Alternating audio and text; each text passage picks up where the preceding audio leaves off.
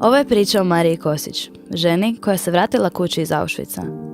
Marija je rođena u svibnju 1921. a svoje djetinjstvo provela u malom selu Poljica na otoku Krku. Sa 20 godina uključila se u rad Narodne omladine Poljica.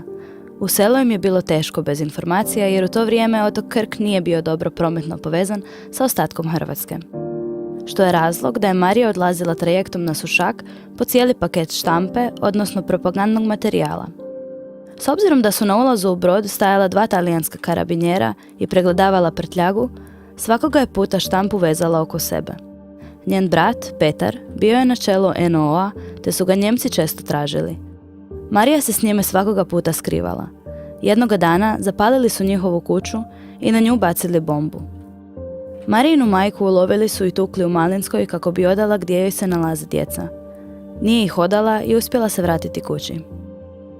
1944. godine, negdje u lipnju, uhvatili su Mariju i Kuzma Nenadića. Njega su internirali u logor Buchenwald, gdje je i umro. Mariju su u Malinskoj tukli i ispitivali ju gdje je njen brat. Nije ga odala, što je razlog zašto je završila u logoru Auschwitz. Tamo je provela 13 mjeseci. Nikada nije previše pričala o tom iskustvu. Spominjala je da je spavala na drvenom podu i da se sjeća šuma vode. Pričala je da Njemci često nisu birali ljude koje će ubiti, već bi uzeli onoga koji bi im prvi došao pod ruku. Na svojoj ruci je od tada Marija nosila broj 82.626. Dok je bila u logoru, radila je u tvornici. Nekoliko dana prije no što su Rusi oslobodili Auschwitz, mještani, civili su obavijestili radnike u Marijinoj tvornici da su oni uspjeli pobjeći. Skupa sa drugim Jugoslavenima dugo se vozila kući. Hranu su im putem dovali seljaci, ljudi na kolodvorima, pa čak i Njemci.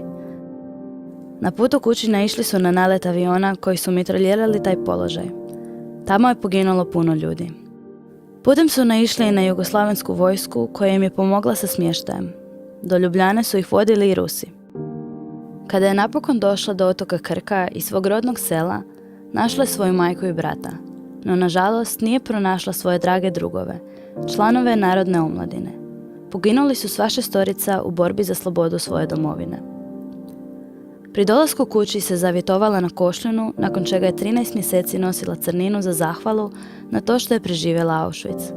Nikada se nije udala. Radila je po hotelima, šivala narodne nošnje i čuvala ovce. Umrla je 9.8.2007. godine zbog starosti.